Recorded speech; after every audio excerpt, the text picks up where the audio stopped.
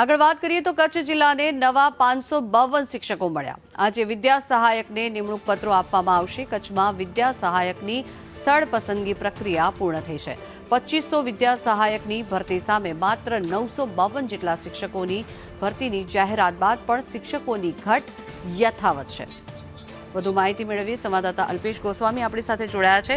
અલ્પેશ, વિદ્યા સહાયકની સ્થળ પસંદગી પ્રક્રિયા તો પૂર્ણ થઈ છે, પરંતુ હજી પણ શિક્ષકોની ઘટ છે, તેને લઈને શું કરવામાં આવી રહ્યું છે? કચ્છ જિલ્લામાં સૌથી વધારે શિક્ષકોની ઘટ હતી અને આ ઘટ પૂરવા માટે રાજ્ય સરકાર દ્વારા સ્પેશિયલ ભરતીની જાહેરાત કરી હતી। 1 થી 5 ધોરણમાં 2500 જેટલા શિક્ષકોની ભરતીની જાહેરાત કરવામાં આવી હતી અને ભુજની લાલન કોલેજ ખાતે 2 દિવસીય પસંદગી પ્રક્રિયા છે તે પણ હાલ પૂર્ણ કરી દેવામાં આવી છે અને કચ્છને 952 જેટલા નવા શિક્ષકો મળ્યા છે।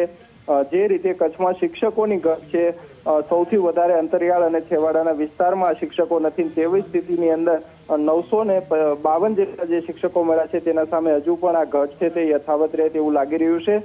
જો કે તમામ વિદ્યા સહાયકોને આજે નિમણૂક પત્રો છે તે આપવામાં આવશે। જો કે આ પ્રક્રિયાના કારણે મહદઅંશે શિક્ષકોની ઘટ પૂરવામાં આવી છે, પરંતુ હજુ પણ ઘણી બધી શાળાઓ એવી છે કે જ્યાં એક પણ શિક્ષક નથી। કેટલીક શાળાઓ એવી છે કે જ્યાં માત્ર એક જ શિક્ષક ફરજ બજાવી રહ્યા છે, એટલે કે સૌથી વધારે જે ઘટ સતાવી રહી છે તેના વચ્ચે મહદઅંશે રાહત મળી છે કચ્છને।